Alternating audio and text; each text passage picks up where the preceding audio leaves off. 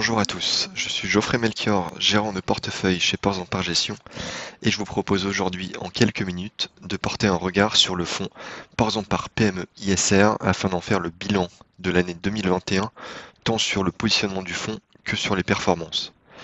Alors tout d'abord, un petit rappel en quelques mots sur la philosophie du fonds Ports Par PME ISR. Donc c'est un fonds qui est investi dans les petites et moyennes capitalisations françaises éligibles au PE-PME. Le process d'investissement, lui, repose sur trois piliers. D'abord, une approche quantitative qui s'appuie sur les apports de la finance comportementale. Ensuite, une gestion de conviction basée sur l'analyse des fondamentaux de chacune des sociétés dans lesquelles nous investissons en passant notamment par la rencontre de ses dirigeants. Et ensuite, à cela s'ajoute également la prise en compte de données extra-financières. Sur ce dernier point, pour rappel, le fonds a été labellisé ISR en décembre 2020 et est devenu depuis début mars 2021 un fonds ISR au sens de la catégorie 1 AMF et de l'article 8 SFDR. Avant de s'attarder sur le fonds Ports Par PME, peut-être un point rapide sur le contexte macroéconomique.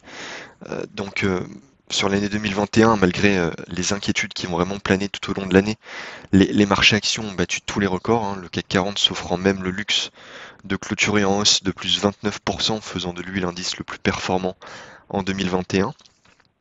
Et du côté des petites et moyennes valeurs, après un démarrage en trombe début 2021, les small caps ont plutôt ralenti sur le reste de l'année et n'ont jamais vraiment pu rattraper leur retard par rapport au large cap, le CAC Small terminant l'année ainsi en hausse de plus 23%. Donc cette année boursière a vraiment été marquée par plusieurs rotations sectorielles relativement violentes qui nous a amené à nous adapter de manière permanente. Sur la première partie de l'année, sur le premier trimestre, les thématiques reflation et réouverture de l'économie ont vraiment animé les marchés financiers et ont amené les investisseurs à privilégier plutôt les secteurs cycliques et les valorisations décotées, comme les secteurs bancaires, les matières premières ou encore l'industrie. Alors que sur la seconde partie d'année, marquée plutôt par le discours toujours accommodant des banques centrales concernant une inflation jugée comme transitoire, qui a donc contribué à une certaine détente sur les taux d'intérêt.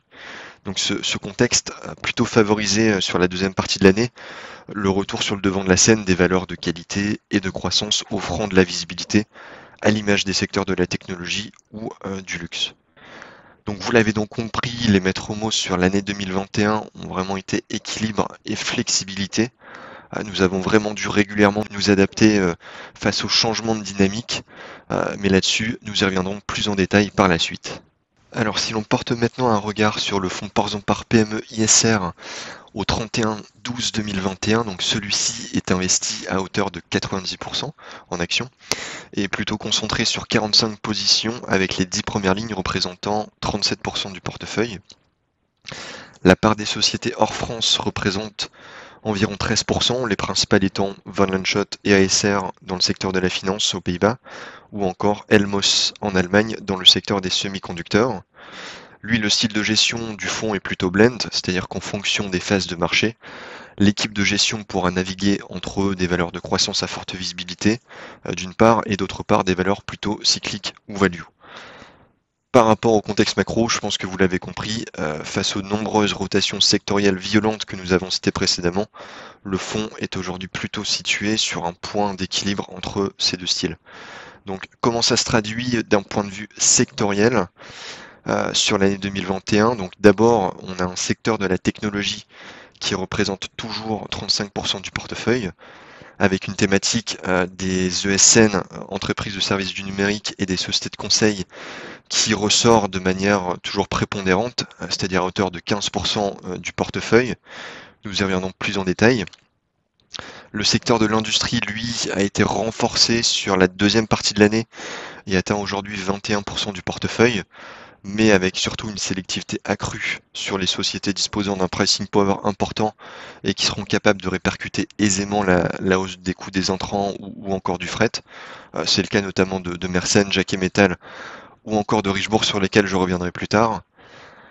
Troisièmement, c'est le secteur de la finance qui a également été renforcé sur la deuxième partie de l'année pour atteindre aujourd'hui un peu moins de 10% du portefeuille. Et enfin, le secteur de la consommation discrétionnaire, lui, a plutôt été allégé pour atteindre aujourd'hui 15% du portefeuille. Donc allégé notamment à travers le secteur automobile. Je reviendrai là-dessus sur les mouvements. Par contre, au sein de ce secteur, nous sommes toujours restés fortement pondérés sur les thématiques d'une part du nautisme, avec Fountaine Pajot et Katana qui font face à des carnets de commandes records, et d'autre part le luxe, avec notamment Interparfums dans la parfumerie, ou AFF dans la mode en Italie. Et à l'opposé, certains secteurs ou thématiques qui étaient fortement représentés dans le fond en début d'année ont été fortement allégés dès le premier trimestre, face à un momentum qui s'était totalement retourné. C'est le cas notamment du secteur des jeux vidéo. On était à 10% en début d'année contre 2% aujourd'hui sur Big Ben, qui est un développeur de jeux vidéo et d'accessoires gaming. Et c'est le cas également du secteur des énergies renouvelables, qui représentait 15% du fonds réparti sur les sociétés Solaria, Encavis ou encore Albioma, contre seulement 2% aujourd'hui, répartis sur la société La Française de l'énergie, qui est un spécialiste de la captation du gaz de mine. Du côté des performances, la part C du fonds affiche une performance annuelle de plus 20,9% au 31/12/2021. Donc en prenant un peu de recul, des performances de bonne facture et qui permettent de porter la performance sur 3 ans à plus 48%. Si l'on s'attarde maintenant un peu plus en détail sur la répartition de la performance en 2021, le premier contributeur a été de loin le secteur des ESN et des sociétés de conseil, notamment à travers les sociétés Sword, plus 57%, Wavestone, plus 84%, S2I plus 93% ou encore Neuron plus 73%, ces 4 sociétés contribuant au total à 7,5 points de performance au portefeuille. Les publications ont vraiment été très bonnes et les gagnantes se même relevé à plusieurs reprises face à l'accélération du nombre d'appels d'offres en provenance de leurs clients pour des projets de transformation digitale. Ensuite, dans l'industrie et la consommation discrétionnaire, se distinguent les sociétés de Richebourg, plus 72%, avec 2 points de performance, et Jacquet Metal, plus 54%, avec 1,2 points de performance, qui profitent toutes les deux de la forte hausse des métaux industriels. On retrouvera également Chargeur, plus 57%, qui est un groupe industriel dont la capacité à saisir des opportunités pendant les crises n'est plus à démontrer. Ou encore Fountaine Pajot, plus 67% dans les catamarans. Notons également les très bonnes performances de Unieuro, en hausse de plus 67%, qui apporte 4 points de performance. C'est le petit Fnac Darty italien qui profite notamment de la montée au capital du groupe Iliad. Ou encore la société Virbac, plus 79%, dans la santé animale, dont les perspectives 2021 ont été relevées à 4 reprises. Par contre, à l'opposé, parmi les contributeurs négatifs, nous retrouvons le secteur des énergies renouvelables, sur lesquels nous étions fortement investis sur le premier trimestre, sur Solaria, moins 25%, Encavis, moins 27%, et Albioma, moins 27%, donc jusqu'à la sortie de ces titres, puisque nous avons vendu ces positions plus ou moins à la fin du premier trimestre, mais cela aura coûté au total 2,5 points de performance. Et parmi les autres contributeurs négatifs, on retrouve également Solution 30, que nous avions pourtant allégé en avril pour atteindre 2% du fonds, donc en amont de l'annonce de la non-certification des comptes.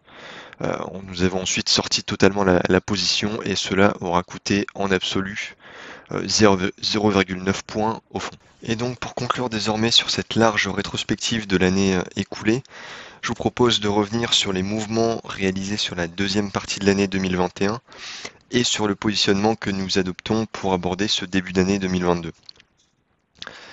Donc je pense que vous l'avez compris, mais tout au long de l'année, nous avons poursuivi le renforcement de valeurs cycliques, mais en apportant une attention particulière sur celles capables de maintenir leur marge dans un environnement inflationniste.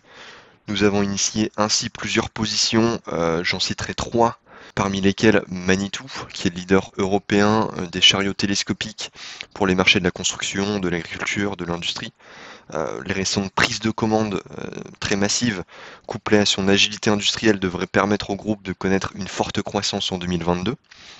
Ensuite, la société Mersen, qui est le leader mondial des matériaux carbonés et d'applications graphite à destination de multiples industries, qui devrait profiter de l'accélération de son développement sur des marchés en croissance structurelle, tels que les semi-conducteurs, les énergies renouvelables ou encore le transport. Et enfin, la société Séché Environnement, qui est un acteur majeur français du traitement des déchets, notamment les déchets dangereux issus de l'industrie. À l'opposé, par contre, nous avons vendu pendant l'été la seule exposition au secteur automobile via Polytech, qui est un plasturgiste allemand pour le secteur automobile face à des problématiques d'approvisionnement sur l'ensemble de la chaîne difficilement gérables. Et plus tardivement dans l'année, nous avons commencé à revenir sur le secteur aéronautique, notamment à travers le groupe LISI, qui est le spécialiste français des fixations, et qui devrait notamment profiter du relèvement des cadences d'Airbus. Enfin, afin de prendre en compte l'inflexion du discours des banques centrales, nous avons également renforcé nos positions dans le secteur de la finance à travers deux acteurs néerlandais, en l'occurrence Van Lanschot Kempen, qui est une banque privée indépendante qui consolide le marché Benelux à travers de multiples acquisitions, et ASR Nederland, qui est le troisième groupe d'assurance néerlandais et pionnier de l'investissement responsable qui devrait profiter de la remontée des taux. À l'opposé du côté des ventes, donc soit en raison de résultats financiers ressortis inférieurs aux attentes ou en raison d'un momentum boursier devenu défavorable, nous avons vendu les positions en Quadient, qui fait des solutions de gestion de courrier, ou encore Ores Technologies, fabricant de terminaux de points de vente pour le retail, Claranova, qui fait de l'impression digitale et des logiciels, ou encore Instone, qui est un promoteur immobilier allemand. Donc en guise de conclusion, ce qu'il faut retenir selon nous pour l'année en cours, c'est que le cycle économique d'expansion devrait se poursuivre et que la tendance de fond devrait rester porteuse. Mais pour autant, face à la récente évolution du discours des banques centrales qui ont commencé à adopter un ton moins accommodant, les rotations inter- et intrasectorielles devraient perdurer selon nous et nous amènent du coup à privilégier plutôt un portefeuille équilibré entre les secteurs et entre les styles d'investissement gross et value. Donc je vous remercie pour votre écoute et bien entendu l'équipe commerciale et la gestion sont disponibles pour répondre à toutes vos questions. Ce podcast réalisé par Ports en Part Gestion est à destination d'une clientèle professionnelle. Il a été enregistré uniquement à titre d'information et ne constitue donc pas une incitation à investir ni un document contractuel. Les opinions émises dans ce podcast reflètent un jugement au jour de son enregistrement et sont donc susceptibles d'être modifiées à tout moment sans préavis. Les données chiffrées utilisées par Ports en Part Gestion proviennent de sources qu'elle estime fiables. Toutefois, Ports en Part Gestion ne saurait être tenu responsable de toute décision prise ou non sur la base d'une information contenue dans ce document, ni de l'utilisation qui pourrait en être faite par un tiers. Pour plus d'informations, contactez-vous sur www.portsenpartgestion.fr.